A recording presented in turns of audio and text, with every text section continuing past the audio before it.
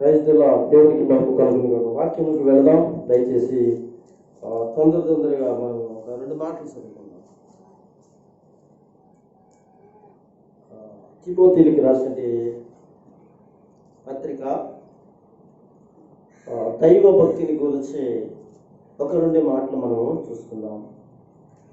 Bible గ్రంథంలోంచి దైవ భక్తిని గురించి యేసుక్రీస్తు ప్రభునందు మనము దైవ భక్తి చేస్తున్నాము కనుక ఈ దైవ భక్తి అనేది మనము పూర్తిగా మనలో జీర్ణించుకుంటున్నట్లుగా, మనలో పెంపాలు చేసుకుంటున్నట్లుగా, మనలో జీర్ణింప చేయనట్లుగా కొన్ని మాటలు మనము నేర్చుకుంటున్నాము. దేవుని భక్తి అనేది దేవుని వాక్యంలో మనము మన జీవితాలలో, దైనందిన జీవితాలలో మనము చేయవలసినవి కొన్ని ఉన్నాయి. వాటిని చేసినట్లయితే మనము ఒక దైవ భక్తిని సార్థకత్వం చేసినట్టు వారిగా మనం ఉంటాం. అయితే తిమోతికి రాసిన పత్రికలో 2వ తిమోతికి రాసిన పత్రికలో నేను చదువుతున్నాను. 3వ అధ్యాయంలో 12వ వచనము మూల వాక్యాన్ని మనం చూసుకుందాం. ఏమనుందంటే, తిమోతిలకు రాసిన పత్రిక 2వ పత్రిక 3వ అధ్యాయము 12వ వచనంలో క్రీస్తునందు సద్భక్తితో బ్రతకను ఉద్దేశించిన వారందరూ హింస పొందుదురు అని రాయబడింది. అడిగినారా? ఇక్కడ క్రీస్తునందు సద్భక్తి చేయాలనుకున్నప్పుడు, మంచి భక్తి చేయాలని, దేవుని కొరకు బ్రతకాలనుకున్నప్పుడు, దైవ భక్తి చేయాలనుకున్నప్పుడు కొన్ని హింసలు వస్తాయి. ఈ మధ్యనే కొంతమంది భక్తి చేసినట్టు వారిని పట్టుకుని ఇతర దేశాలలో భక్తి చేయడానికి, క్రీస్తుని ప్రకటించడానికి పూనుకున్నట్టు కొంతమంది స్త్రీలను, పురుషులను ఏం చేశారో తెలుసా అండి? కాళ్ళు చేతులు కట్టేసి పెద్ద పెద్ద కవర్లలో కట్టేసి మూటలు కట్టేసి ఏం చేశారో తెలుసా? భయంకరమైన హింసలు చేసి చంపేశారు. అంతేకాకుండా పాకిస్తాన్ అనేటువంటి ఆ దేశస్తులు ఆ ప్రాంతంలో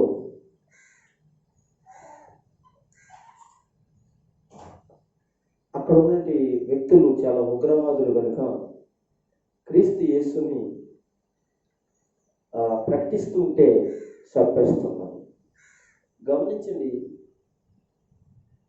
ఇప్పుడు ప్రస్తుతానికి ప్రపంచ దేశాలలో ప్రతి చోట, ప్రతి దిక్కున క్రీస్తు యేసు నందు భక్తి చేసి, భక్తి కలిగిన వారిగా బ్రతకాలనుకున్నప్పుడు చాలా హింసలు పొందుతున్నారు.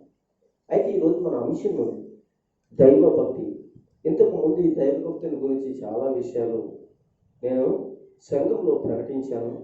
యేసు నామమున దేవుని యొక్క వాక్యం అనే ఈ మాటలను, యేసు అనే ఈ మాటలను మీకు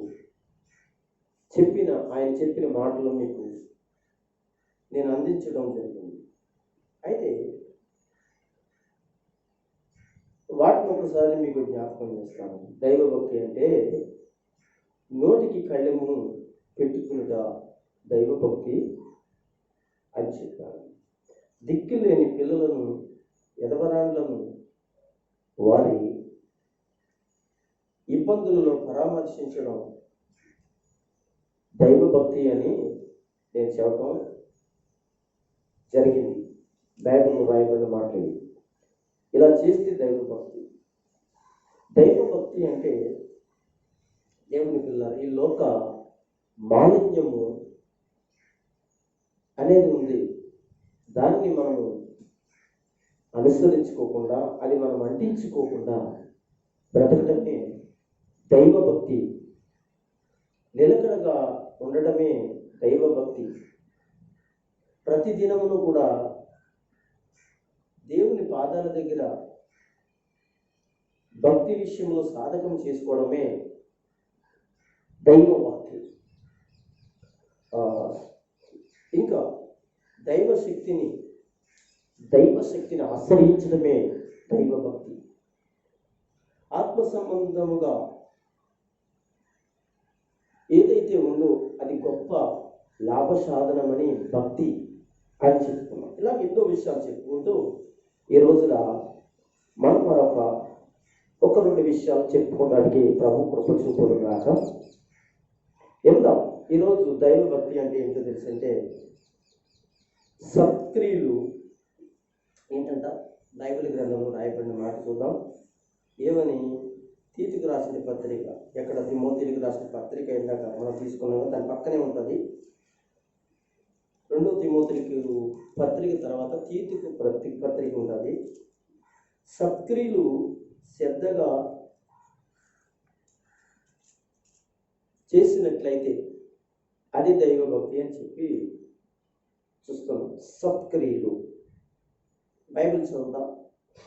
3వ అధ్యాయంలో 8వ వచనాన్ని చదువుదాం. చూడండి. ఈ మాటలు నమ్మదగినవి. ఏనండి, తీతుకు రాసిన పత్రిక 3వ అధ్యాయము 8వ వచనం ఏమని రాయబడింది? ఈ మాటలు నమ్మదగినవి కనుక దేవుని యందు విశ్వాసం ఉంచేవారు సత్క్రియలను శ్రద్ధగా చేటి యందు మనసు పెట్టినట్లుగా నీవి సంగతులను గూర్చి దృఢముగా చెప్పుచుండవలెనని కోరుచున్నాను. పౌలు గారు తన ఆత్మీయమైన కుమారుడు తీతు, ఈ తీతుకు పత్రిక రాస్తూ నీవి సంగతులన్నీ దృఢంగా చెప్పు, ఈ సంగతులన్నీ కూడా గట్టిగా చెప్పు, దృఢంగా చెప్పు. ఏంటి సంగతులు అంటే చాలా సంగతులు ఉన్నాయి. వాటిలో దైవ భక్తిలో ఎదగడం కొరకు ఒక విషయాన్ని చెప్తూ సత్క్రియలు. ఇప్పుడు కదా సత్క్రియలు అంటే మంచి క్రియలు. ఈరోజు దేవుని పిల్లలైన మనం యేసుక్రీస్తు ప్రభువుని అంగీకరించిన తర్వాత ప్రియులరా సత్క్రియలు చెయ్యాలని యేసుక్రీస్తు వాక్యం చెప్తుంది. నువ్వు పూర్వం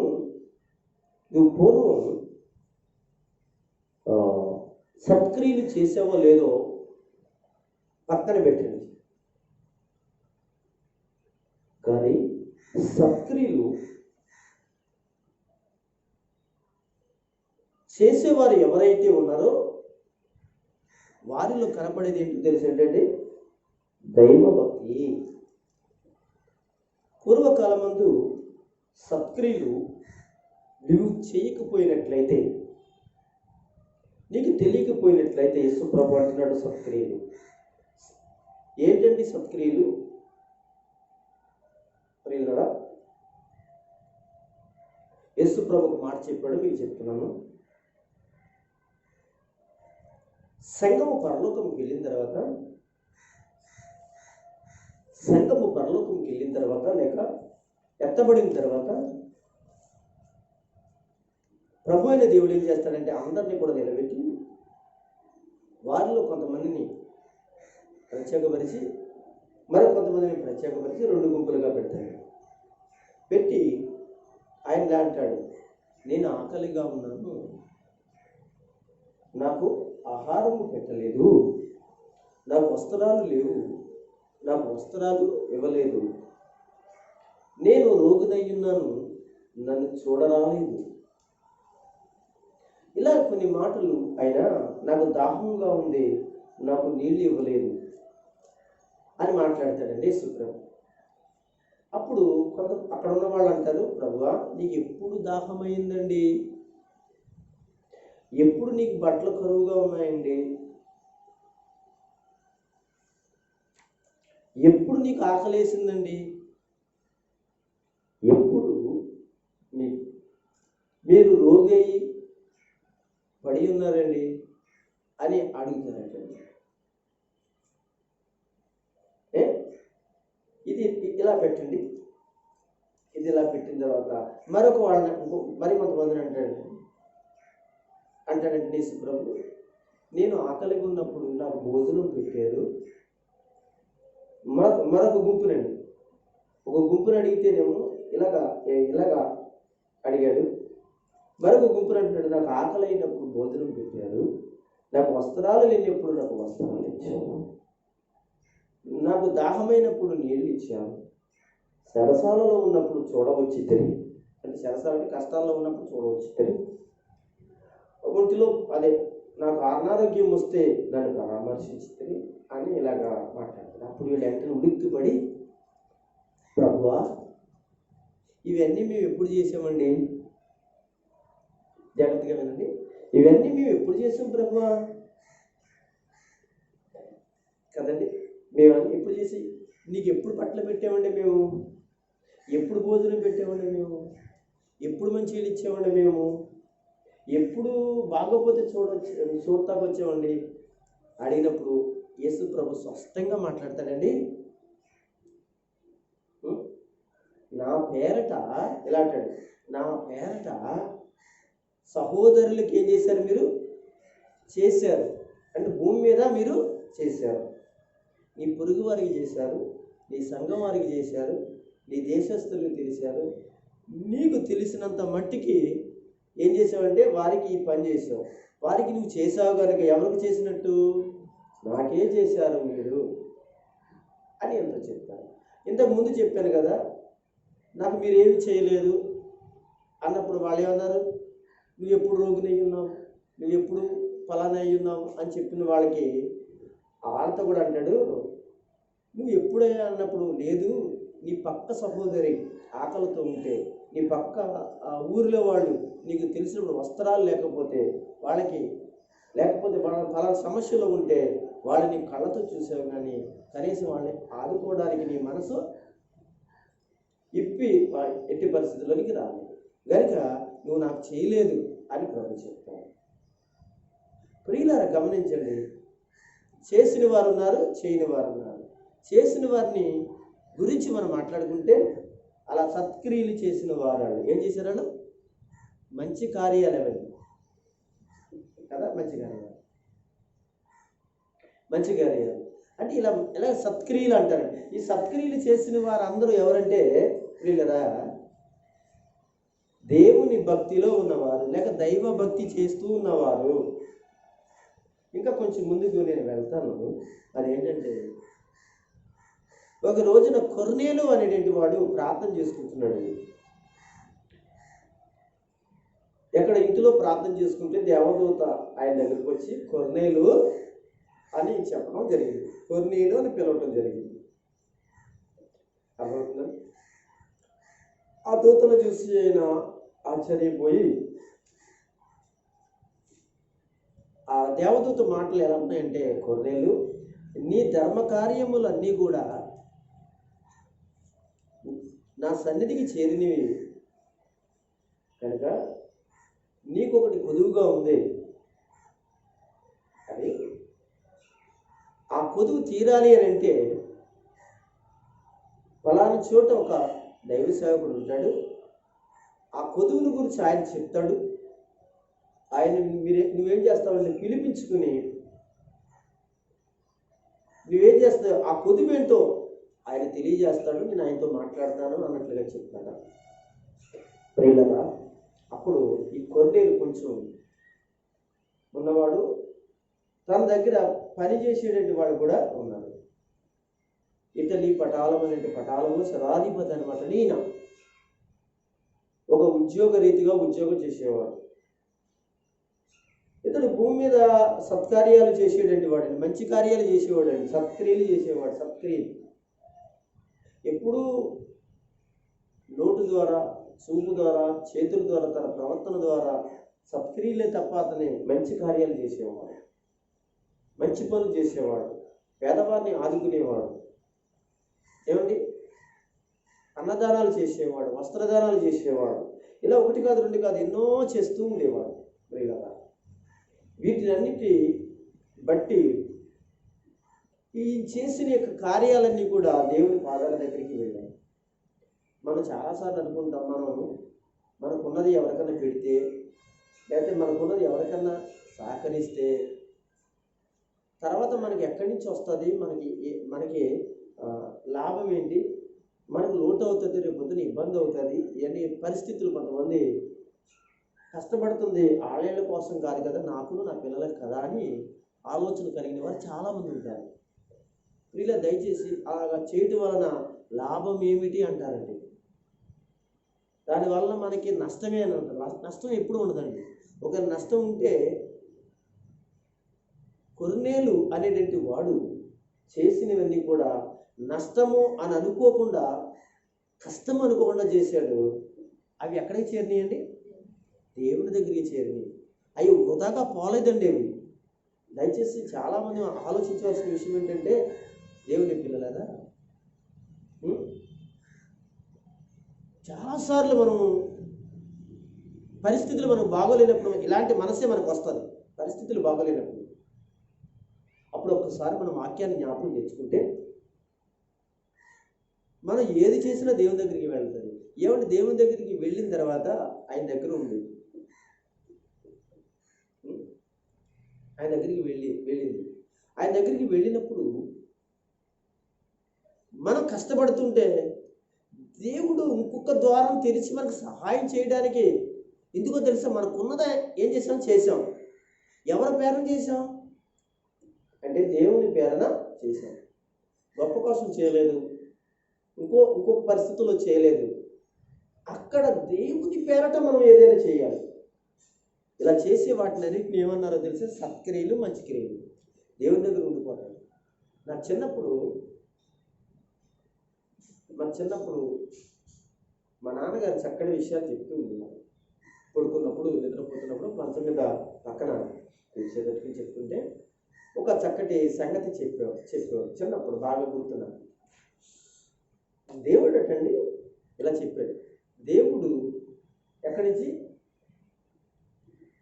దిగొచ్చాడంటే కిందకి. ఎలాగ దిగొచ్చి ఒక భిక్షమది అడుక్కునే వాళ్ళగా వచ్చి ఇంటింటికి వెళ్ళి నాకు భోజనం పెట్టండి, ఆహారం పెట్టండి అంటూ, అమ్మా భిక్షాందేహి, ఆకలి అవుతుందమ్మా, అమ్మా ఆకలి అవుతుంది తల్లి, ఇలాగా ఇంటింటా తిరుగుతూ ఒక ఇంటికి వచ్చాడట. ఇది మా నాన్నగారు చెప్తుంది. వాడు ఒక ఇంటికి వస్తుంటే ఆ ఇంటి గుమ్మం నిలబడి అన్నాడట, అమ్మా ఆకలి అవుతుంది తల్లి, ఏదో నుండి పెట్టమ్మా అని అడిగితే ఆవిడ బయటకు వచ్చి, చేయి ఖాళీ లేదు, నేను పని చేసుకుంటున్నాను, నేను ఇల్లు అలుక్కుంటున్నాను, అందులో నా దగ్గర ఏమీ లేదు అంటే, అమ్మా ఏదున్నా పర్లేదు, ఏది పెట్టినా పట్టుకెళ్తానమ్మా, ఆకలి అవుతుందమ్మా అని అడిగితే ఆ మనిషి ఏం చేసింది చెప్పమంటారా?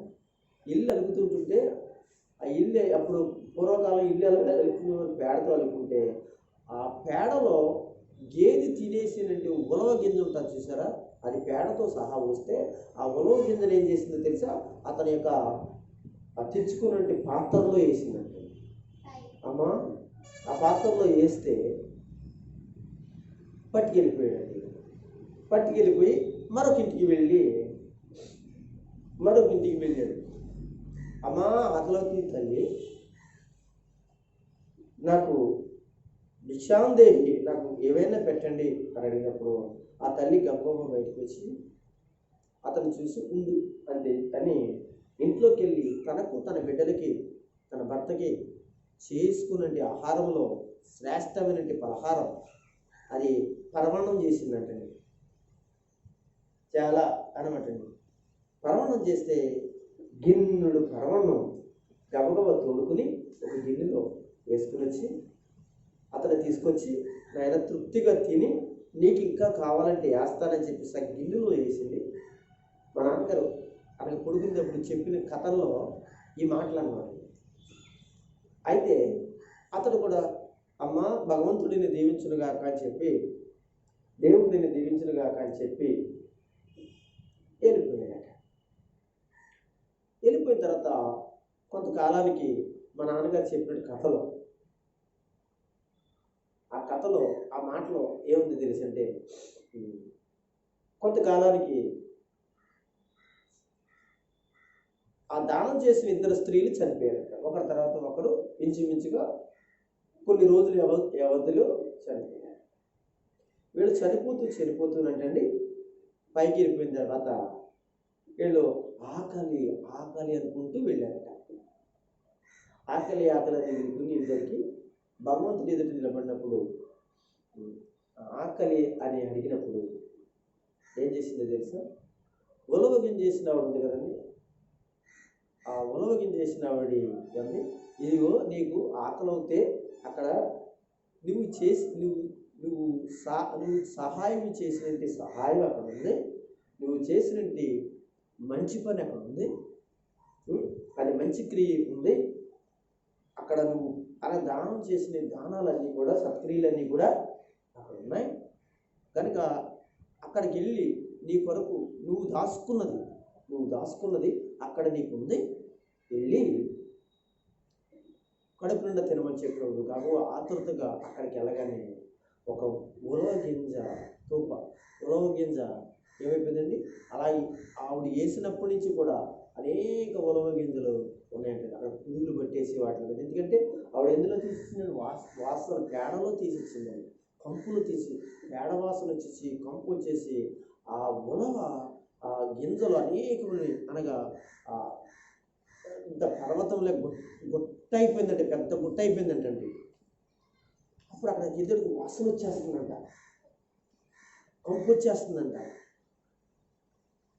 అదే ఏంటి ఇక్కడ పంపించిన ఏ పలహారాలు లేవు, ఏ భోజనాలు లేవు అని చెప్పేసి తిరిగి వచ్చి అడుగుతుందంట, అయ్యా ఇది ఎక్కడ ఉలవ గింజలు ఉన్నాయి, అన్నీ కూడా కుళ్ళిపోయి కంపు వచ్చి వాసన వస్తున్నాయి అంటే అన్నాడంట, నువ్వు భూలోకంలో ఉన్నప్పుడు నీ సత్క్రియ, నీ చేసిన మంచి పని అదేనమ్మా, నువ్వు వెళ్ళి ఏం చేస్తావు దాన్ని తిని ఇంకా నువ్వు చేసింది ఏది నా దగ్గరికి రాలేదు, నువ్వు చేసింది ఏది కూడా రాలేదు అంటూ ఏం చేసినంటే చెప్పినప్పుడు ఆవిడ కడుపు పట్టుకు ఏడ్చిందంటే, ఏడుస్తూ ఉంటే ఇంకో వ్యక్తి ఉంది కదా, ఆమె వచ్చి అయ్యా నాకు ఆకలి అవుతుంది అంటే, అమ్మ భూలోకంలో నువ్వు చేసినది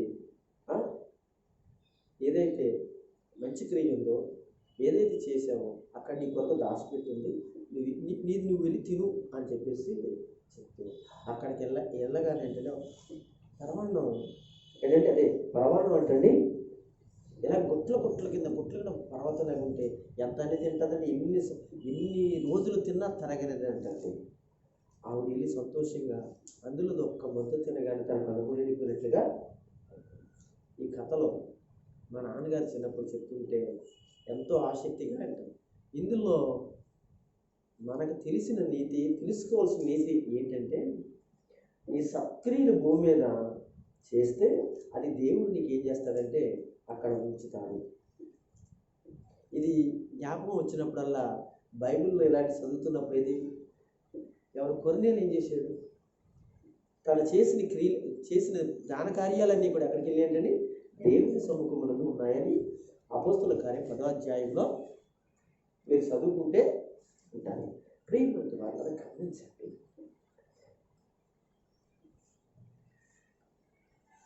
అప్పుడు ఇతడు కొర్నేలు అనేది ఈయన ఏం చేశాడంటే ఎక్కడో దూరంగా ఉన్నటువంటి పాస్టర్ గారిని తీసుకుని రమ్మని చెప్పేసి తన మనుషులను పంపించిన తర్వాత వారు తిరిగి వచ్చాక వాళ్ళ ఇంట్లో ఒక పెద్ద కూటం జరిగింది, ప్రార్థన జరిగింది. అసలు ఈ కూటం పెట్టుకోవడానికి గల కారణం ఏంటి అని కొర్నేలు ఈ పాస్టర్ గారు, పేతురు గారిని పాస్టర్ గారిని అడిగితే ఆయన అంటాడు, అయ్యా పలానా రోజులు నేను ప్రార్థన చేసుకుంటున్నానండి, ఒక దేవదూత వచ్చి నా ధర్మ కార్యాలన్నీ కూడానంట ఆయన సముఖమునందు చేరి, కానీ నీకు పొదువుగా ఒక పొదువు ఉంది అని చెప్పేసి నాతో చెప్పారు అని చెప్పినప్పుడు ఆ పొదువు ఏంటో దూత చెప్పలేదు. ఎందుకంటే ఆ పొదువు ఎవరు చెప్పాలి? వచ్చిన చెప్పేయాలి. దూతల కంటే గొప్పవాళ్ళ దేవుని సేవకులు? పరలోకంలో దేవుని సముఖము ఎదురుకుండగా ఎప్పుడు స్తుతిస్తూ దేవుని సముఖం నుండి చూస్తూ ఎవరికి తెలియని సంగతులు ఎవరికి తెలుసు? దేవదూతలకు తెలుసు.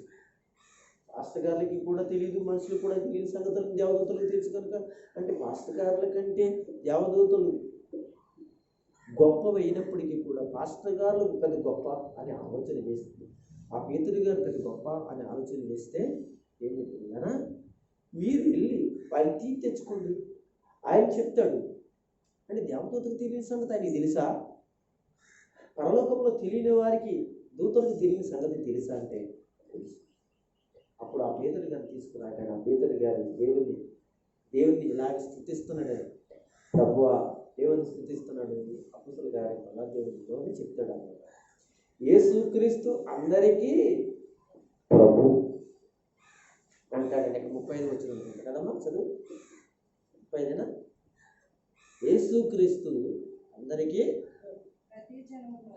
అది ప్రతి జనములోను చూసారా, ప్రతి జనములోని ఆయనకి, ప్రతి జనం అంటే యూదులే కాదు, గ్రీక్ దేశస్థులే కాదు, క్రైస్తవులే కాదు, మహమ్మదులే కాదు, అసలు ఎవరైనా కావచ్చండి. తనకు ఏంటి మనసునమ్మా భయపడి సమస్త జనములలోనూ ఆయనకి భయపడి చూడండి నీతిగా నడుచుకునే వారిని ఆయన అంగీకరిస్తాడు.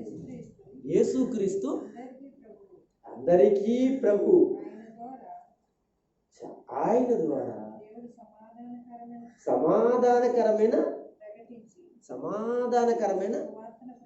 అది అంటే ఇప్పుడు సేవకుల దగ్గర ఏముంది? సువార్త ఉంది. ఇప్పుడు ఈ మాట కోసమే అండి ఉలిక్కిపడ్డాడు, ఆశ్చర్యపడ్డాడు, ఒళ్ళంతా గర్వం పొడిచేసింది. ఎవరికండి? పేతురు గారికి. ఏమండి? కొర్నేలికి, అక్కడ ఉన్న వాళ్ళందరికీ. ఏంటండి? నీతిగా నడుచుకునే వాళ్ళకి, యథార్థంగా నడుచుకునే వాళ్ళకి, గొప్పగా నడుచుకునే వాళ్ళకి దేవుడు ఏంటండి అనగా విడిచిపెట్టేవాడు కాదట. ఇదిగో ఆయన అందరికీ ఏంటండి ప్రభు. కనుక అయితే ఆయన ఏం ప్రకటించమన్నాడు అంటే సువార్త ప్రకటించమన్నాడు.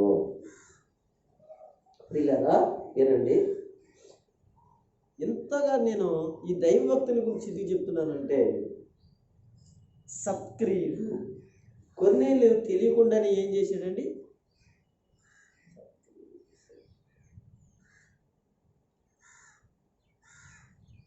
ఇది చేసిన క్రియలన్నీ కూడా దేవుని దగ్గరికి వెళతాయి, వెళ్ళవో ఆయనకి తెలుసో తెలియదు కానీ నిజముగా దేవుని దగ్గరికి చేరాయి.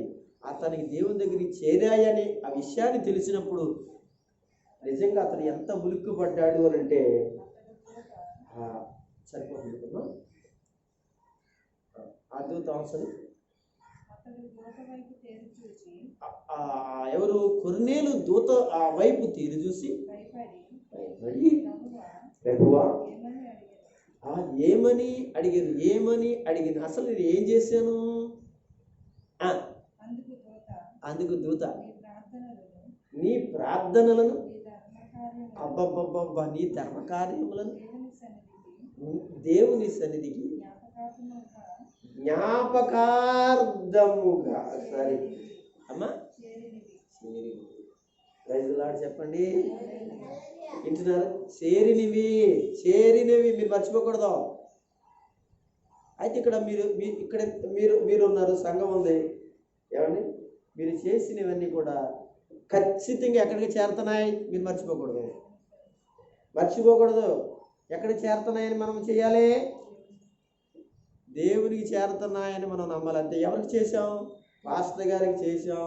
ఇప్పుడు కొంత ఈ వరకాల లేదు కానీ ఈ మధ్యలో వచ్చేసి కొంతమందికి పాస్టర్ గారికి చేస్తున్నాం, సంఘస్థులకు చేస్తున్నాం, ఎవరికో చేస్తున్నాం. ఇలాంటి మనసు ఇప్పుడు వచ్చేసిందండి, ఈ మధ్యలో వచ్చేసిందండి చాలా మందికి. దయచేసి మర్చిపోయారండి. వీళ్ళు చేసేది ఎవరికి చేస్తున్నారు?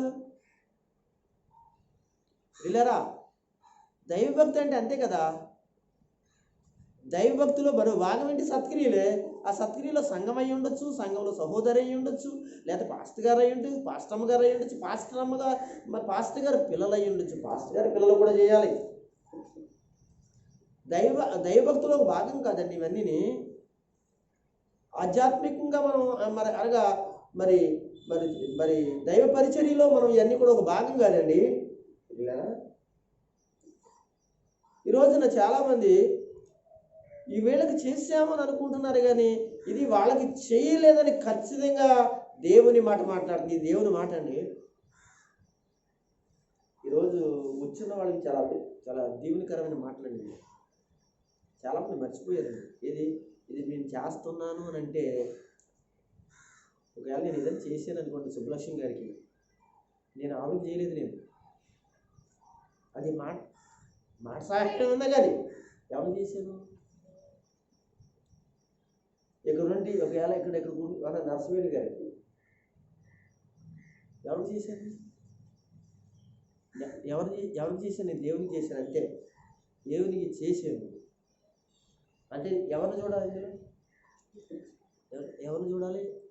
నిన్ను చూస్తున్నప్పుడు ఎవరిని చూడాలి? అంతే. నన్ను చూస్తున్నప్పుడు ఎవరు చేయాలి? పాస్టర్ గారిని అని చూసినప్పుడు అసలు రారండి, చేయరండి. ఇప్పుడు ఎవరిని చూస్తున్నారు? ఇప్పుడు చాలామంది అంటే పాస్టర్ గారిని చూస్తున్నారు, ఈ మందిరాన్ని చూస్తున్నారు, ఇక్కడ ఇది లోక సంబంధమైన పనులన్నీ అన్నట్టుగా చూస్తున్నారు. అందుకే ఈ రోజున చేయలేం కూడా గల కారణం. ఈ వీడియో ఒకవేళ వింటే మార్చబడాలి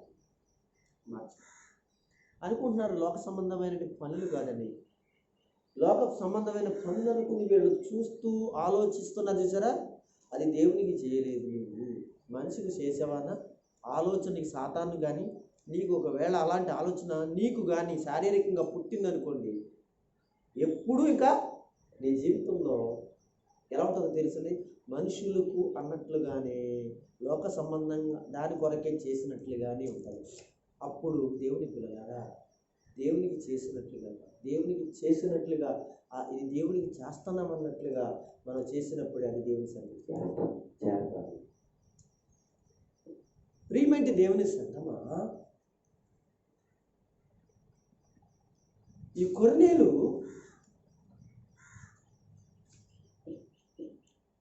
తీసుకొచ్చింది ఏంటో తెలుసా? సువార్త తీసుకొచ్చి ఇతను ధర్మకార్యాలని చేయగా, ఇక్కడ నువ్వు చేసిన పనులని చేరగా, నువ్వు చేసిన పరిచర్య అంతా చేరగా, ఆ ఇంటికి ఏమొచ్చిందో తెలుసా? సువార్త వచ్చింది. నువ్వు ఒక్కదానివే చేసావో, ఇద్దరే చేశారు, ముగ్గురే చేశారు నాకు తెలియదు, ఒక్కదానం చేసినా కానీ నీ ఇంటికి ఏమొచ్చిందో తెలుసా? రక్షణ వచ్చింది, సువార్త వచ్చింది.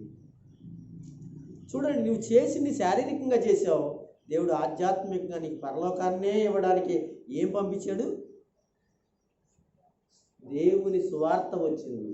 అప్పుడు ఆ ఇంటిలో కూర్చున్న వారు, ఆ ఇంటి వారికి దేవుడు ఏం చేశాడో తెలుసు? పరలోకము ఇవ్వడానికి దైవజనుడిని పంపించాడు. మీకు అర్థమవుతుంది? దైవజనుడిని పంపించాడు. ఏమి ఇవ్వడానికి? పరలోకం ఇవ్వడానికి. పరలోకం ఇవ్వడం అంటే మాటలు కాదండి. పరలోకం ఇవ్వడం అంటే మాటలు కాదు. భూలోకం లాంటిది కాదండి పరలోకం. భూ సంబంధంగా బ్రతికి చచ్చిపోతే నరకంలోకి వెళ్ళిపోతాం. అదే పరలోకం వెళ్ళేవరకు శాశ్వతంగా మనం బ్రతుకుంటాము. ఎక్కడంటే దేవుడితో. ఇప్పుడు పేతురు తీసుకొచ్చిన సువార్తలో ఏముందో తెలుసా? ఆ కుటుంబ రక్షణ ఉంది. ఆ కుటుంబ రక్షణే కాకుండా అక్కడికి ఎన్ని కుటుంబాలు వచ్చినాయో ఆ కుటుంబాలన్నీ కూడా అంటండి యేసు ప్రభు పుట్టిన దాని గురించి, ఆయన ఎందుకు పుట్టాడు, ఎందుకు చనిపోయాడు, ఎందుకు లేచాడు, లేచి ఆయన మరలా ఎందుకు రాబోతున్నాడని జనన మరణ పునరుద్ధానములను గురించి సువార్త ప్రకటించారు. సువార్త అంటే అర్థం ఏంటి చెప్పంటారా? జనన అంటే ఆయన పుట్టడం, మరణం అంటే ఆయన మరణించడం, అనగా పునరుద్ధానం లెగడం, తిరిగి ఆయన రావడమే అనగా సువార్త. అయితే ఇందులో ఏమి ఇవిడు ఉందో తెలుసంటే, ఒక వ్యక్తి కొరకు, ఒక మానవుని కొరకు యేసు అనే దేవుడు లేఖనముల ప్రకారంగా ఆయన ప్రవచింపబడి పుట్టినవాడుగాను, లేఖనముల ప్రకారముగా ఆయన సువార్త ప్రకటించిన వాడుగాను, లేఖనముల ప్రకారముగా, లేఖనాలంటే బైబిల్ అండి, బైబిల్ పాత నిబంధనలో బైబిల్లో అనగా ఆయన పుట్టిక గురించి, మరణముల గురించి, ఆయన లేచేదాని గురించి, పరలోకానికి వెళ్ళిపోయి తిరిగి వచ్చేదాని గురించి రాయబడినది అంతా దేవుడు తన శిష్యులైన వారి ఎవరైతే ఉన్నారో అనగా అపోస్తలులు, వారిలో పేతురుకు దేవుడు తానిచ్చినటువంటి సువార్తను తీసుకుని వచ్చి ఆ ఇంటిలో ప్రకటించాడు. అప్పుడు ఆ ఇంటి వారందరూ కూడా ఏం చేశారు? వెంటనే యేసు సువార్త విని, యేసు యొక్క రాజ్య సువార్త విని వారు మారు మనసు పొంది రక్షించబడి బాప్తిస్మములు పొందారు.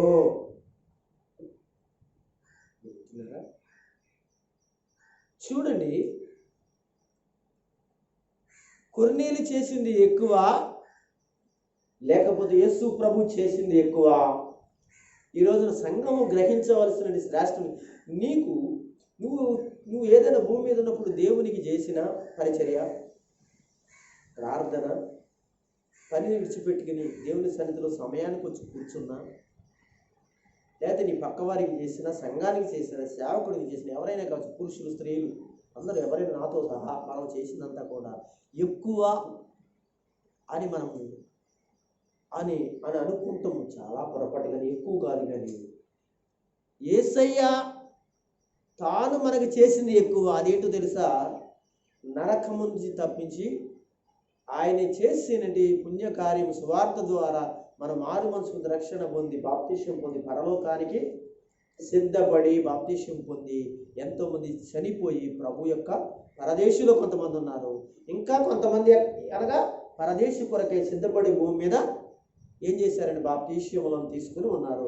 ఇంకా అనేక మంది రాబోతున్నారు.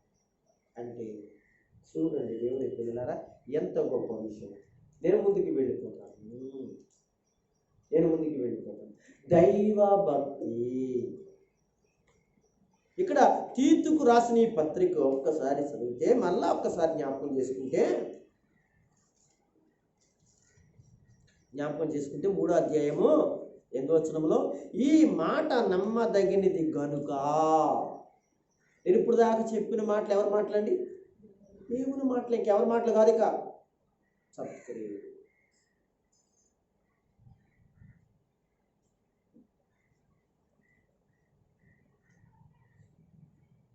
ఈ మాట నమ్మదగినది గనుక దేవుని యందు విశ్వసించు వారు సత్క్రియలను శ్రద్ధగా చేయుట యందు. తీతు, సంఘానికి నేర్పించు, సంఘానికి చెప్పు. ఎలా చెప్పమన్నాడు? ఇక్కడ శ్రద్ధగా చేయుట యందు మనసుంచినట్లు నీవి సంగతులను గూర్చి దృఢంగా, గట్టిగా. దృఢం అంటే దృఢంగా ఉన్నానని గట్టిగా ఉన్నాను. దృఢంగా గట్టిగా చెప్పవలెనని కోరుచున్నాను. ఇవి మంచియును ఏంటట మనుషులకు ప్రయోజనకరమునై ఉన్నవి. ఎంత మంచి మాట అండి. అందుకే సారేపతి ఎదవరాలితో ఎవరండి? దైవజనుడైన ఏలీ ఏమన్నాడు? ఆ దేశమంతా కరువు వస్తే చెప్పండి ఏమన్నాడు? అమ్మ నాకు నాకు అప్పం చేసి నాకు ఆహారం పెట్టమని అడిగాడు, ఆ భోజనం పెట్టు. అప్పుడు ఆవిడ అంది, అయ్యగారండి, పాస్టర్ గారండి, అసలు మీకు మంచి జ్ఞానవంతులు కదండి, దేశంలో ఏం జరుగుతుందో అంతా తెలిసిన విషయమే కదండి, మీరు అలా మాట్లాడడం మర్యాదగా ఉందండి. ఒకవేళ ఉంటే నువ్వు నీ పిల్లలు తినండి, బ్రతకండి అని చెప్పాలి. మా ఇంట్లోనే ఏముందో తెలుసండి, ఒక నూనె గుడ్డు ఉందండి, ఆ గుడ్లో ఒక చుక్క ఉందండి, ఒక అప్పం వేసుకుంటాక ఆ నూనె గుడ్డిలో ఉన్నట్టు ఆ చుక్క సరిపోతుందండి, చాలా పొదువుగా ఉందండి. ఒకవేళ మేము వంటకానికి అనగా తొట్టులోనండి ఏముందో తెలుసా? తొట్టెలో మనకి రైస్ కనుక పూర్వం మనం ఏం చేసాము? తొట్టులోని పెట్టెల్లోనే వేసుకోవడం, ఎన్ని వేయడం వేసుకున్నాం. వాళ్ళకేమో బియ్యం కాదు, వాళ్ళకి ఏంటండి రొట్టెలు తింటారు. అది అక్కడ కనుక మా తొట్టిలో మా పెట్టిలో అన్నట్టుగా గుప్పుడు పట్టెడు అన్నాడు. పట్టెడు పిండి ఉంది. ఒక ఒక అప్పం నాకు నా బిడ్డకి వేసి తిని చచ్చిపోవాలి. ఇంకా చచ్చిపోతాం, తర్వాత ఉన్నది ఇక అమ్మ మొదటిగా నాకు తీసుకురావాలి. ఎంత వివరంగా చెప్పినప్పుడు కూడా అసలు ఇంక ఆలోచన ఉండాలా అక్కర్లేదా? చాలాసార్లు సంఘస్థులు వారి కొదువుల్లోనూ వాళ్ళ ఇబ్బందుల పరిస్థితుల్లో మా పాస్టర్ గారు మా పరిస్థితులు బాగా తెలుసుకుని మళ్ళీ అనగా దీనికి సహకరించండి, దానికి సహకరించండి, అది చేయండి, ఇది చేయండి అంటాం. అది న్యాయమేనంటారా? న్యాయమే. ఎందుకు న్యాయం కూడా తెలుసా? ఆ పాస్టర్ గారు చెప్పింది న్యాయమే. నీవు దీవించబడి అభివృద్ధి కొరకే చెప్పాడు. నువ్వు నష్టపోతానికి కాదు. ఈ విషయం ఎవరు గ్రహించారు? శారేపతి ఎదవరాలు గ్రహించి వెంటనే మంచినీళ్ళు అడిగింది. ముందు మంచినీళ్ళు గురించి అడిగితే ఈ విషయాలని చెప్పుకొచ్చాడు. పంటలు లేవు కదా, నీళ్ళు లేకపోవడం వలన ఎక్కడ పడితే అక్కడ పశువులు చచ్చిపోతున్నాయి, గుంటలు, వాగులు, చెరువులు, నదులన్నీ కూడా ఎండిపోయాయి కదా, నీళ్ళు ఎక్కడ తేమంటారు అని అనుకోకుండా సరే నీళ్ళు తేవడానికి పాప వాడికి ఎక్కడ దొరుకుతుంది, నీళ్ళు తెస్తాకెళ్తాడు. ఈ అప్పం అడిగాడు, అక్కడ గోధులు పెట్టమని అడిగాడు. మీరు గమనించండి, ఎంత గొప్ప మర్మం. ఈవిడ ఏమనుకుందంటే ఖచ్చితంగా నేను పెట్టలేనని చెప్పొచ్చు. చాలామంది కూడా అంటారు, ఒకవేళ పాస్టర్ గారు ఎదుర్కొని అనకపోయినా నేను ఎక్కడ ఇవ్వగలను, నేను ఎక్కడ చేయగలను, చాలా ఇబ్బందులు ఉన్నాయి అని అలాగే చెప్తాడు. మందిరానికి ఇమ్మంటాడు, ఇంకోదానికి ఇమ్మంటాడు, మీటింగ్లకి ఇమ్మంటాడు, దానికి ఇమ్మంటాడు. ఇలా గమనించాడు. దానికి నాకు ఎంత అప్పు ఉందో, ఎంత ఇబ్బంది ఉందో, ఎంత భయంకరమైన పరిస్థితి నా వెనకాల ఉందో. ఆయన రోజు వచ్చి చూస్తున్నాడు. ఆయనకి ఎన్నిసార్లు చెప్తున్నాడు ప్రార్థన చేయమని. నిజమే, కానీ అవన్నీ నీ జీవితంలో తొలగిపోవాలని ఏమన్నాడు ఆయన? శారేపతి ఎదురాలతానని నీ కష్టం తొలగిపోవాలని, అందరూ కరువు అనుభవించినా కానీ నీ ఇంట్లో కరువు ఉండకూడదని దైవజనుడు దేవుడి చేత మాట్లాడుతున్న మాట ఏంటి తెలుసా? దీన్ని ఏమన్నారు? సత్క్రియ. ఇది చేసినప్పుడు ఇది ఎవరి దగ్గరికి చేరుతుందండి? మనం చదువుకున్న ఇంతకు ముందు కాదా? ఎందుకు శారీరకంగా ఆలోచించేస్తున్నాను? నేను అందుకే చెప్పాను ఇందాక, ఈ రోజు నాన్న వాళ్ళకి వాక్యం అసలు తెలుసా, దేవుడు ఎప్పుడేం మాట్లాడతాడో తెలియదు. మీరు దీవించబడ్డారు, మంచిదే. ఇప్పుడు అప్లోడ్ అవుతున్నట్టు ఈ వాక్యం ఏమండి ఇంటే ఇని దాన్ని ప్రకారం ఇస్తే దీవించబడ్డారు. వెంటనే వెళ్ళింది. వాళ్ళు చేసిన మంచి పని ఏంటో తెలుసా? ఇక్కడ అదే అన్నాడు కదా, ఏమని? తీతుకి రాసిన 13వ అధ్యాయము 8వ వచనంలో చివరి లైన్లో ఏమన్నాడు? ఇవి మంచియు ఏమన్నాడు దీని గురించి మంచియు మనుషులకు ప్రయోజనకరమనై ఉన్నవి. కానీ ప్రయోజనకరం మీరు విన్నారా ఈ మాటలో? ఈ మనసులో ఇలా ఉంచేసుకోండి. ఈ మాటలు మీరు ఉంచుకొని మీరు చెయ్యండి. మీరు చేసి ఎదర వాళ్ళకి మీరు విన్నా ఈ మాటలు ఉన్నాయి అలాగనే వారికి చెప్పి వాళ్ళు కూడా చేసేటువంటి వారిగా దీవెన పొందేవారికి వెంటనే ఆవిడ తీసుకొచ్చిన అప్పాన్ని ఆయన ఏం చేశాడు? మొదటిగా ఆయన తినలేదండి. చెప్పండి ప్రార్థించాడు. ఏమని ప్రార్థించాడో తెలుసా? ప్రభువా, ఈ దేశంలో కరువు, నీళ్లు లేక ఆహారం లేక అలవడిస్తున్నాడు, కానీ ఈ సోదరి నీకు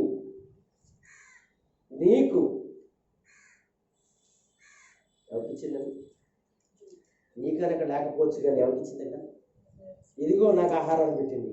ఇది సత్క్రియ. ఇది చూడు ప్రభు.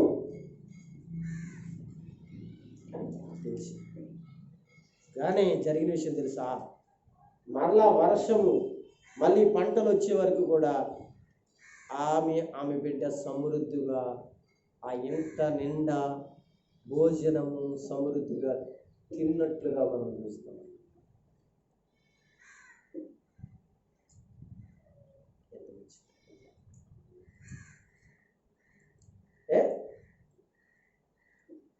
ఒకవేళ నువ్వు చేసేది ఏదైనా ఉంటే చేయకపోతే నీకే నష్టం. పరిచర్య అని ఇంకోటి ఇప్పుడు గడిచిపోవచ్చు, కాళ్ళు చేతులు బాగుంటాయి కదా, కానీ వాటి అంటే నువ్వు చేయలేని ఫలితం ఒకటి ఉంటుంది ఈ రోజున.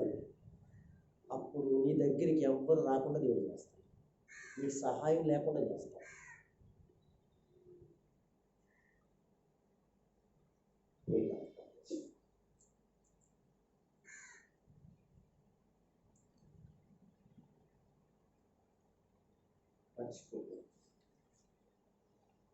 నువ్వు చేసుకున్నది నీకు ఎక్కువ అవ్వదు, దేవుడు చేసిందే నీకు ఎక్కువ అవుతుంది.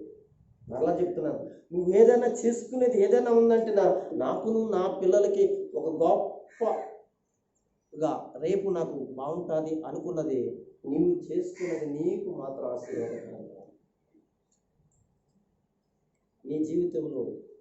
ఇంకొక మెట్టి చెప్పంటారా, దేవునికి చేసే ఉన్న సత్క్రియలు చూసారా, అవి చేయటం వల్ల నువ్వు చేసుకున్న దానికి ఆశీర్వాదం అంట.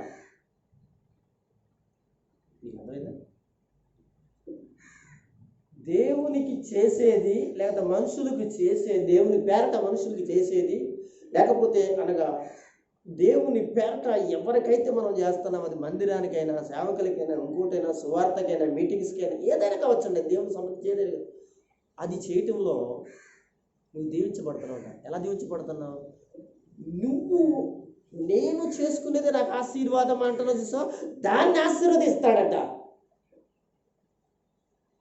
ఇది నా మాట కాదు, బైబిల్లో ఉన్న మాట చదువుతాను. ఒక్కసారి సామెతలు తీసి చూపిస్తాను. సామెతల గ్రంథంలో ఉంటుంది ఈ మాట. ఇంటే చదవండి, మీకు తెలిస్తే చదవండి. చాలాసార్లు చదువుకున్న మాటే కానీ మళ్ళా ఒకసారి చదువుకుంటే బాగుంటుందని నా ఉద్దేశం. మీకు కనబడి సామెతల గ్రంథం తెరవండి. సామెతల గ్రంథం తెరిచి ఆ మాటను చదువుదాం. ఎక్కడంటే 10వ అధ్యాయం తెరవండి. 10వ అధ్యాయం తెరవండి. నేను చదువుతున్నాను, జాగ్రత్తగా ఉండండి. 22 వచనం చూడండి. 10వ అధ్యాయం 22 వచనం చదువుతున్నాను, మీరు చూసుకోండి. యెహోవా ఆశీర్వాదము ఐశ్వర్యము, మీరన్నారా, ఐశ్వర్యమునిచ్చును. గమనించండి, యెహోవా ఆశీర్వాదం ఏంటండి? ఐశ్వర్యము ఇచ్చును. నరులు కష్టార్జము చేత ఆశీర్వాదము ఎక్కువ కాదు.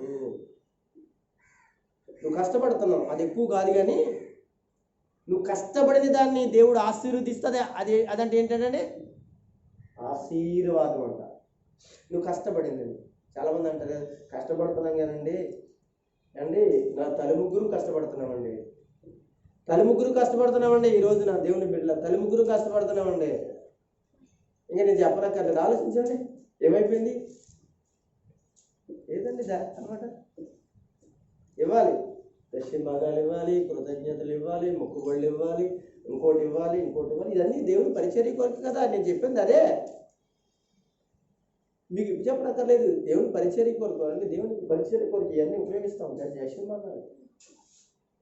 కొంతమంది ఏం చేస్తారండి, ఇంట్లో నలుగురు ఉన్నారనుకుంటే ఒక్క దశింభాగమే తెస్తారు, ఉన్న ముగ్గురు దశింభాగం దేవుడు అడుగుతున్నాడు. నీకు బియ్యంలో దశింభాగం తీయాలి, కూరలో దశింభాగం, అదే నువ్వు తెచ్చి ఉప్పులు పప్పులు అవి చేయమని ప్రతిదాన్ని తీయాలి దశింభాగం. ఒకవేళ ఎప్పుడైనా 10 సున్నుండ్లు చేసుకున్నావు అనుకో, నువ్వు ఒక సున్నుండ దాసుడికి ఇచ్చేయాలి అంతే. అంటే మీరు అలా ఆలోచించండి, దేవునికి ఇచ్చేయాలి. అది అంటే దేవుడు తింటాడా అంటే దేవుడు తిన్నాడు. ఎక్కడ తేవాలి నువ్వు?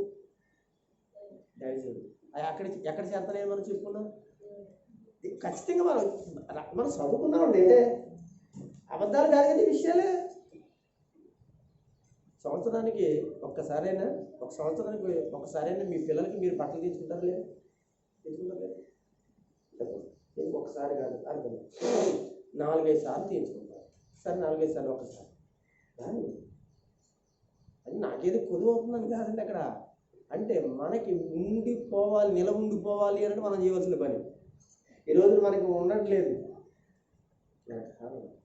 మన సంవత్సరానికి ప్రార్థన పెట్టుకుంటేనే బట్టలు పెట్టాలని ఏం లేదట, ఏదో మొక్కుకుంటేనే బట్టలు పెట్టాలని లేదు. అసలు అది కరెక్ట్ కాదండి. నాకు తెలిసినంత బట్టి బైబిల్లో మొక్కుకున్నానండి నేను బట్టలు పెడతానండి, మొక్కుకున్నానండి ప్రార్థన పెట్టి పాస్ గారికి పెడతాను, అది కరెక్ట్ కాదు.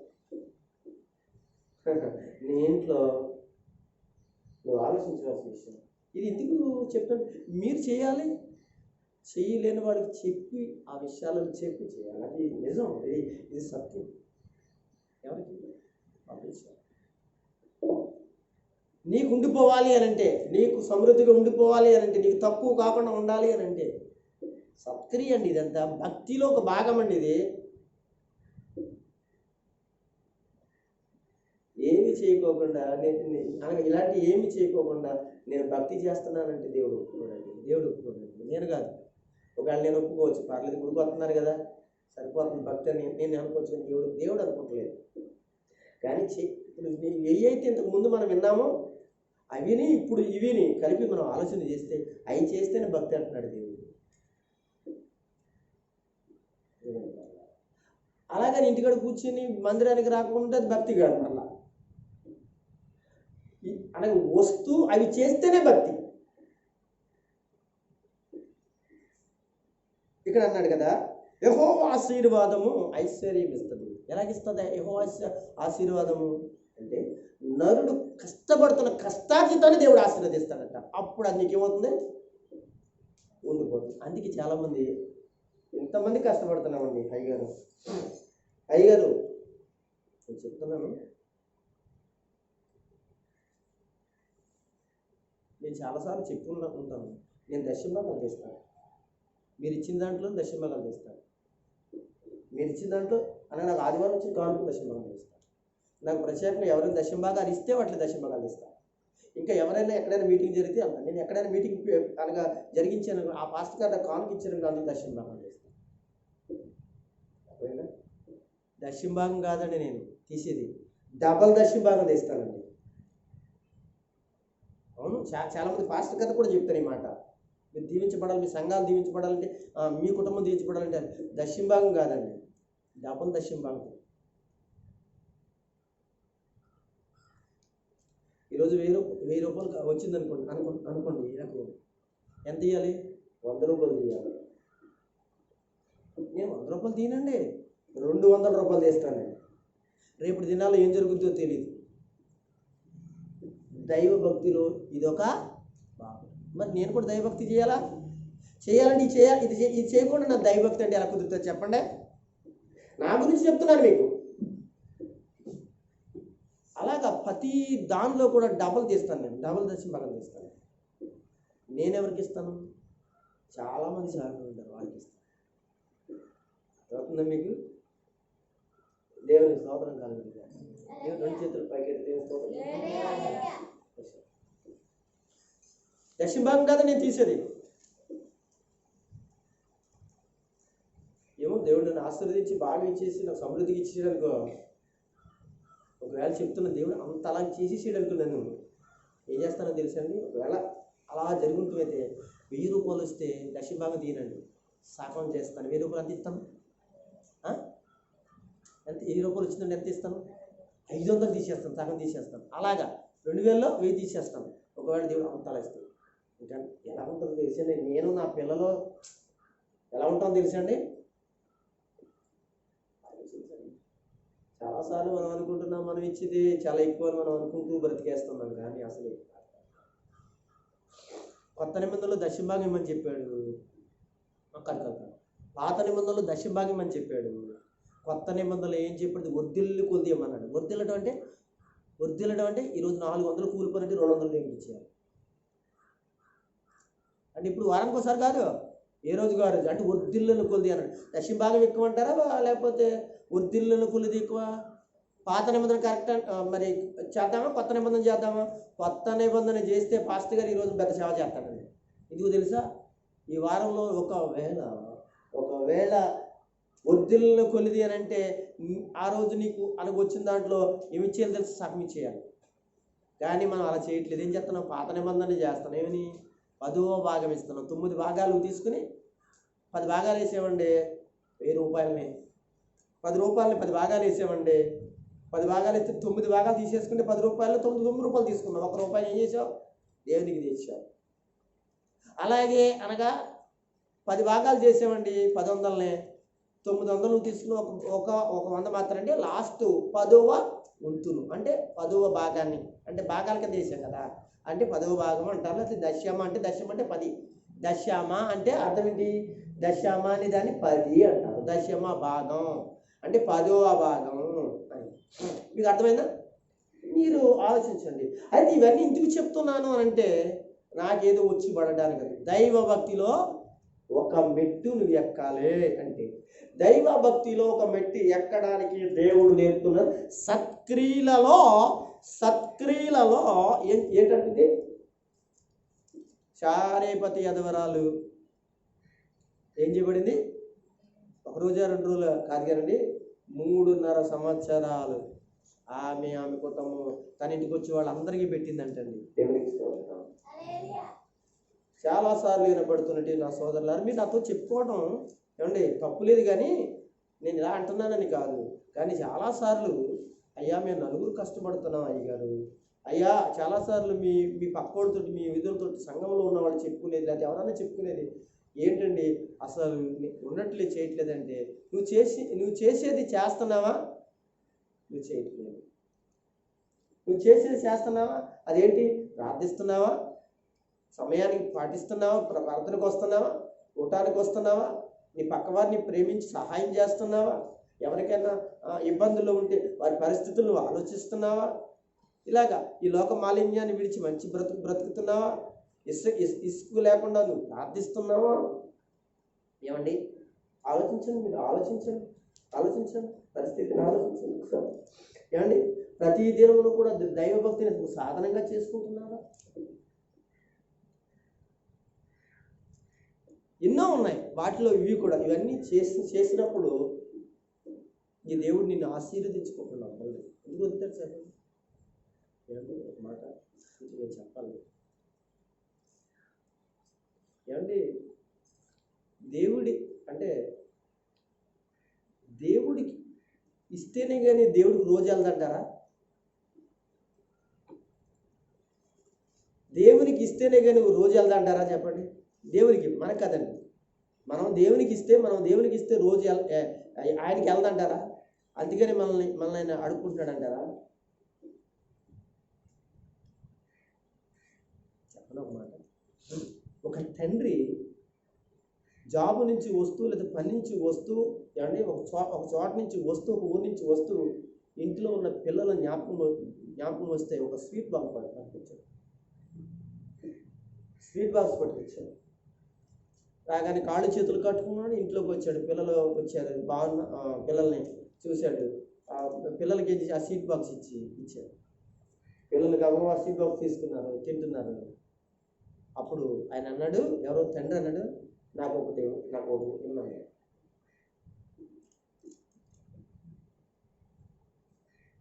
ఇచ్చింది ఎవరు? బాక్స్ ఇచ్చేసాడు. కానీ ఆ బాక్సులో ఏమడిగాడు ఆయన? ఒక్కటి అడిగాడా? మొత్తం బాక్స్ అంతా అడిగాడా? చూడండి, ఈరోజు నా అర్థం చేసుకోవాలి. ఈరోజు సంఘములో ఉన్న ఒక పరిచర్య నిమిత్తం కానీ దేవుని సన్నిధిలో ఒక వ్యక్తి ఎదగాలి అనుకున్నప్పుడు, కొన్ని చేయాలనుకున్నప్పుడు, భక్తిలో బ్రతకాలనుకున్నప్పుడు కొన్ని విషయాలు మనము చేయడానికి ముందుకు రావాలి. చూడండి, దేవుడు అనేవాడు ఒక స్వీట్ బాక్స్ లాగా ఏం చేసాడు? అంతా నీకు ఇచ్చేసాడు. నీకు అంతా ఇచ్చేసి ఏం చేసాడు? ఒక్క స్వీట్ని అడిగాడు. అంత అడుక్కోవాల్సిన కర్మ ఏంటండి? ఆయనకి కేజీ తెచ్చాడండి. ఎవరైనా కేజీ తెచ్చాడండి. అక్కడ ఒక 1/2 కేజీ తినేసి రావచ్చు కదా, 1/2 కేజీ తేవచ్చు కదా. అది దగ్గర డబ్బులు లేవనంటదా? కాదు.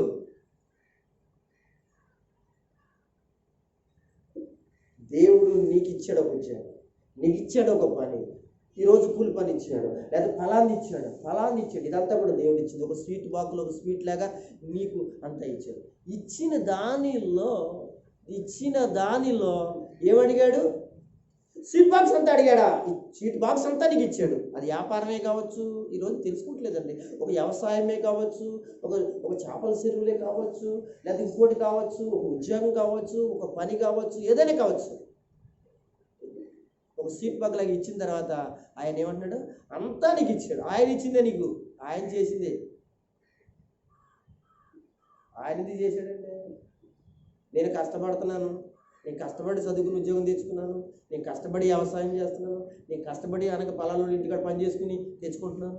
ఇదే నువ్వు చెప్పేది? చెప్తే దేవుడు అంటున్నాడు, కలిగినది ఏది అయినా కానీ ఆయన లేకుండా ఏంటే విన్నారండి. ఒకవేళ అలా తింగర మాటలు మాట్లాడామనుకోండి, నేను చదువుకుని ఉద్యోగం తీసుకున్నాను, నేను కష్టపడి 10,000 5,000 పెట్టి నేను అనగా వ్యాపారం పెట్టుకుని బాగుంది నా పరిస్థితి అనమాట. నేను ఏదో చేసుకున్నాను.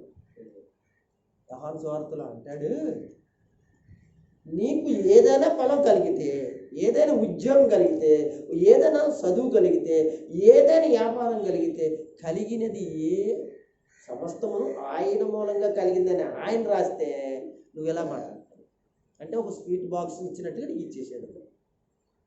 దానిలోంచి ఎవడిగడైనా అందులో 100 స్వీట్లు ఉన్నాయో, 200 స్వీట్లు ఉన్నాయో, 10 స్వీట్లు ఉన్నాయో తర్వాత సంగతి. ఏమండి, ఒక్కటి అడిగాడు, ఒక్కటి ఆయన తిరిగి ఏమంటాడో నాకేమంటున్నాడు. ఈరోజున దేవుని పిల్లలారా, అంత కర్మ అక్కర్లేదండి. అన్నీ ఇచ్చేసి అడుక్కునే కర్మ అక్కర్లేదు. ఆయనను నువ్వు ప్రేమిస్తావా లేదా అనేది ఆయన చేస్తాడు. ఆయన ప్రేమను ఆయన ప్రేమను నువ్వు పొందుకుంటున్నావు.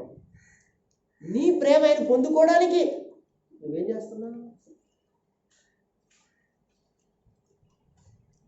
దైవభక్తిలో ఒక భాగం సత్క్రియలు. దైవభక్తిలో ఒక భాగం, ఒక మిట్టి ఏంటో తెలుసు అంటే సత్క్రియలో. ఆ సత్క్రియలలో దేవుడు సత్క్రియ ఏంటో తెలుసా? నీకు ఏది ఇవ్వాలో అది ఇచ్చేసేది. ఇచ్చేసిన తర్వాత ఆయన అంటున్నాడు, అంతా వద్దు కానీ ఏది ఇవ్వన్నాడు, నా పనులు ఏవైతే ఉన్నా వాటికి మీరు సహకరించండి అన్నాడు. ధన రూపంగా కానీ, సమయం రూపంగా కానీ, ఏమండి ధన రూపంగా కానీ, సమయం రూపంగా కానీ, లేదా అలాగా అదే మనం చేసేటువంటి పరిచర్య రూపంగా కానీ, మూడిట్లు ఏదైనా కానీ, పరిచర్య రూపంగా కానీ, ధన రూపంగా కానీ, ఇంకా ఇంకోటండి సమయం రూపంగా, సమయం కూడా. ఈ మూడిట్లో ఏదైనా సరే ఆయనకు మనం చేయగలిగితే సద్భక్తిలో ఒక భాగంగా మనకి కనబడుతుంది.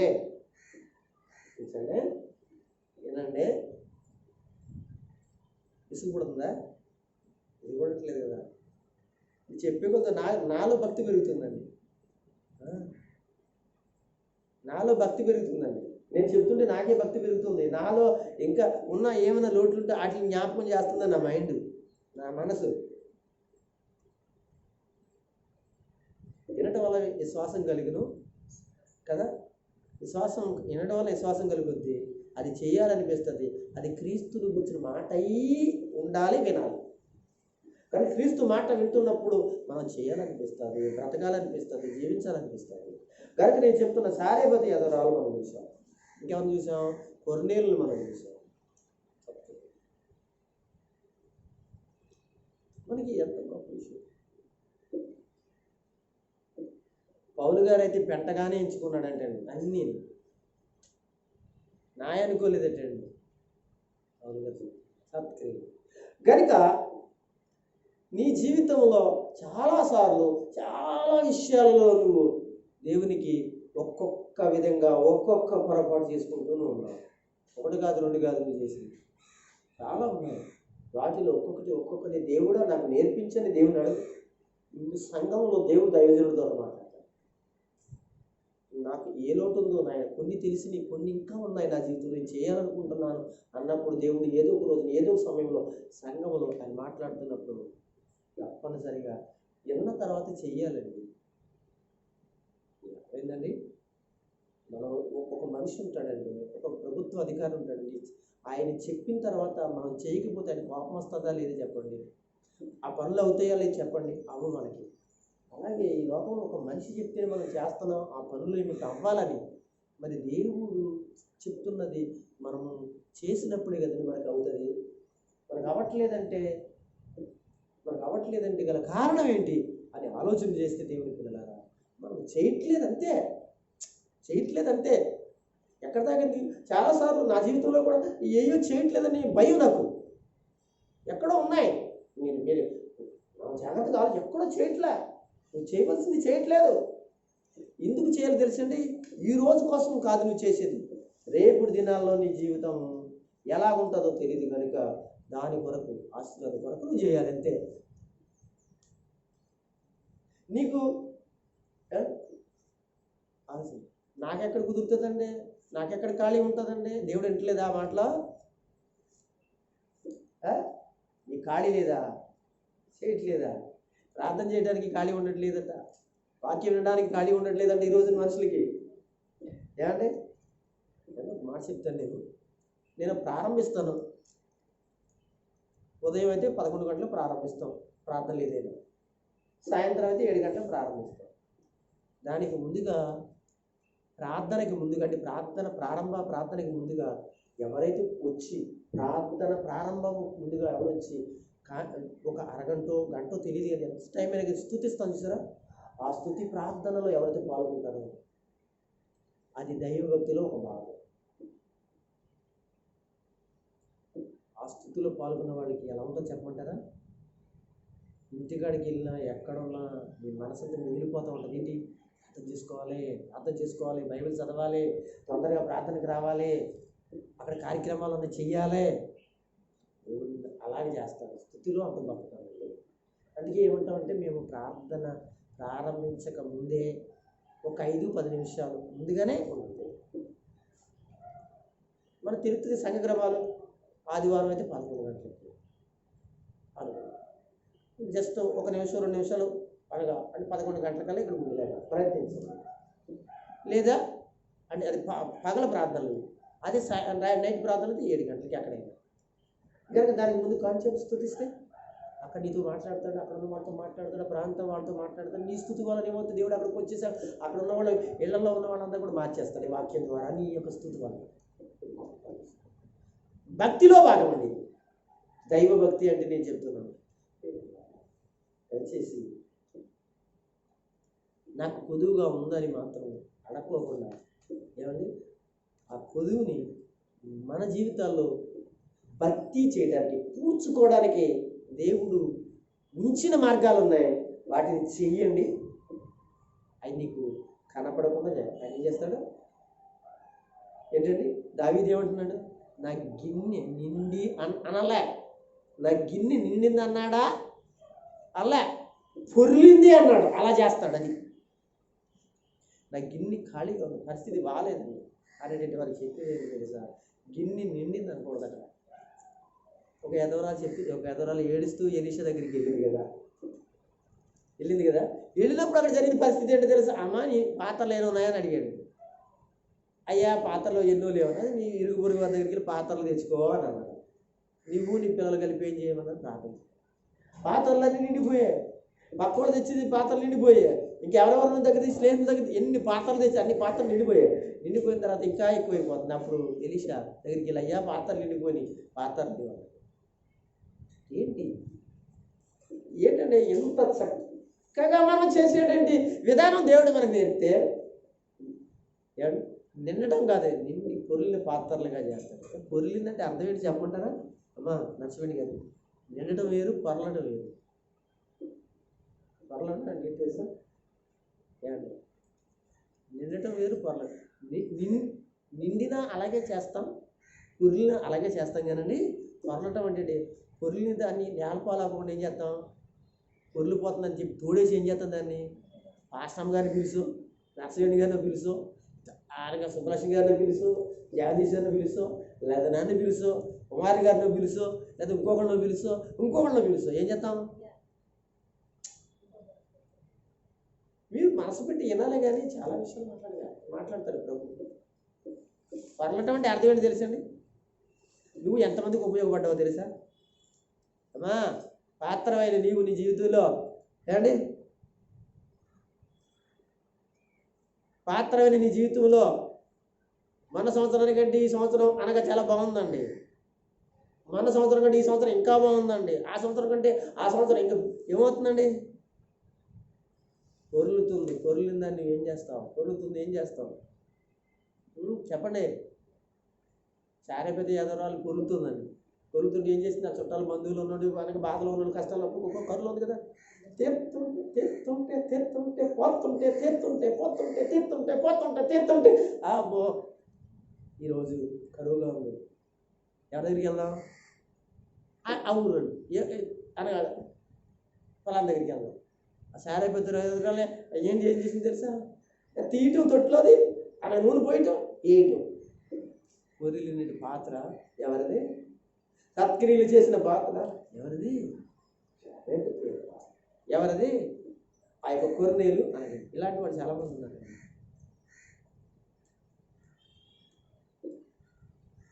మరి ఆ పాత్ర మనం కాకూడదా? ఆ వ్యక్తులు మనం కాకూడదా? మన సంఘంలో ఉన్నటి యవనస్తులు కాకూడదా? మన సంఘంలోనే యవనస్తులు కాకూడదా? మన సంఘంలో స్త్రీలు కాకూడదా? ఆ పాత్రలు కాక పొరులు ఆ పాత్రలు ఎప్పుడు వాళ్ళ గురించి చెప్పుకుంటూ ఉంటావు. నువ్వు ఎప్పుడు పొరులుతావు అలాగా? పొరులుతున్నాం కానీ పొరులిని దాన్ని పొరులుతున్నారండి. పొరలకోకుండా ఎవరు లేదు, దేవుడు అలా చేశాడు. కానీ పొరులిని దాన్ని నువ్వేం చేస్తున్నావు తెలుసా? చెప్పరా? పొరులుతున్న దాన్ని ఏం చేస్తున్నావు తెలుసా?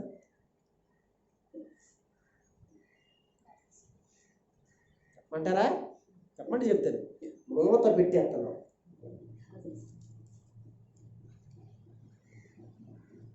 ఏం పెట్టేస్తున్నా?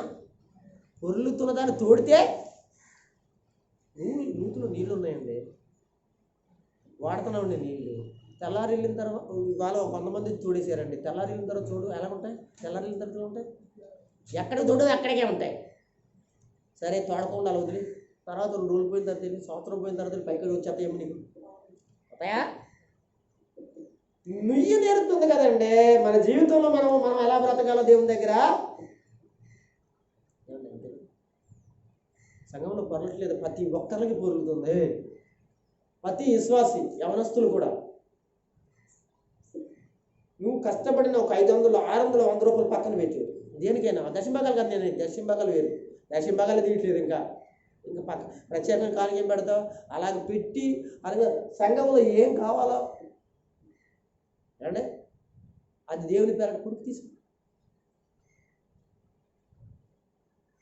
నేను అందుకే నా వీడియోలు అప్లోడ్ అవుతున్న ఈ వీడియోలు ఇరమని ఎందుకు చెప్తున్నానంటే, విన్నోళ్ళు ఉంటారు కదా, ఇని వాళ్ళ దేవుని కొరకే ఒక భక్తి మార్గంలో నడిచి దేవుని కార్యాలు చేయడానికి ఆయన వచ్చేటప్పటికి బడా నమ్మకమైన మంచి దాసుడా, కొంచెంలో నమ్మకంగా ఉన్నావు, నువ్వు చేసింది ఒకటైతే 10 ఆటలు నీకు ఏం చేస్తున్నా పరలోకంలో ఇస్తాను, చేస్తావు అనేటువంటి వ్యక్తిగా ఉండాలని ఉద్దేశంతో అనగా వాక్యాలు వినండి అని నేను చెప్తున్నాను.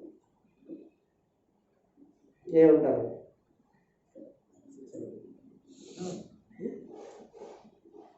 అంతే కదా. పొర్లుతున్నా అనగా నువ్వు తీసేసి కొలది నీకు తక్కువ అవ్వదు, కానీ దానిలో దేవుడు నింపడానికి ప్రయత్నిస్తాడు. నీ జీవితంలో, నీ పిల్లల జీవితంలో, అనగా ఆ పిల్లల జీవితంలో కూడా ఇప్పుడు కూడా అలాగే ఉంటుంది. ఒక మాట, యూత్లో నీళ్లు వాడకోకుండా ఉండలేదనుకోండి, అలా కొంతకాలం పోయిన తర్వాత, కొన్ని రోజులు పోయిన తర్వాత, కొన్ని సంవత్సరాల తర్వాత ఆ నుయ్యలో ఉన్న నీళ్లు ఏమవుతాయి? నీసుకొంపొస్తాయి, అసర్లు అయిపోతాయి, వాడడానికి అవకాశం లేకుండా. మన పరిస్థితులు అలా చేసుకోకూడదు. ఎప్పుడు మనలో నూతనముగా ఊబికేడేంటి ఓటలుగా ఆశీర్వాదాలుగా మనకు కనపడాలి.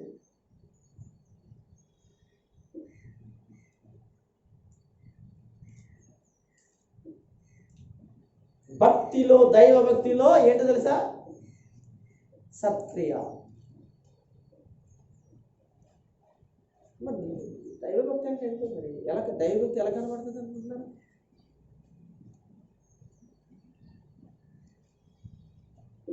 దేవుని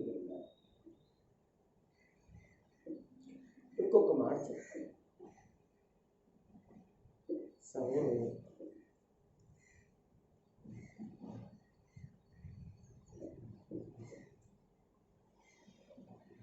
1 గంట అవుతుంది ఆదేశాల్లో, ఎందుకంటే టైం చాలా అవుతుంది, టైం పాటించి చెప్తుంది కాబట్టి దేవుని చిత్తమైతే ఇంకొక మాట శనివారము చాలా విషయాలు మాట్లాడుతున్నాను. కనుక ఒక్కసారి మీరు ప్రభునందు మాత్రమే చేయాలి, ప్రభునందు మాత్రమే మీరు బ్రతకాలి, ప్రభునందు మాత్రమే ఆయన అంటాడు ప్రపంచ పునర్జన్మనందు. ప్రపంచ పునర్జన్మనందు అంటే సంఘం ఎత్తబడిన తర్వాత అడుగుతాడు, నేను ఇలా ఉన్నాను అది చేశారా, ఇలా ఉన్నాను చేశారంటే అవన్నీ ఎక్కడ చేయమని? సంఘంలో చేయమని, సావాసంలో చేయమని, సహోదరులకి చేయమని, మందిరం విషయంలో చేయమని, పాస్టర్ గారికి చేయమని. నశించిపోతుంటే ఆత్మల రక్షణలు పొందాలంటే వాళ్ళలో కొంతమందికి మనం కూడా సహకరించి మనం చేయాలి. అది ఏదైనా కావచ్చు, ప్రార్థన కావచ్చు, వ్యక్తిగతంగా కావచ్చు, ప్రేమపూర్ణ ఆదరణమైన మాటలు కావచ్చు, ఏదైనా కావచ్చు. కనుక మనందరం అలా చేయడానికి ఇష్టపడదాం. దేవుని చిత్తమైతే చాలా విషయాలు ఉన్నాయి. రానున్న దినాల్లో ఇంకా కొన్ని విషయాలు మనం నేర్చుకోవడానికి ఇష్టపడతాం. దేవుడు మీ భక్తిని, మీ విశ్వాసాన్ని ప్రభువు పెంచి అభివృద్ధి చేయను కాక.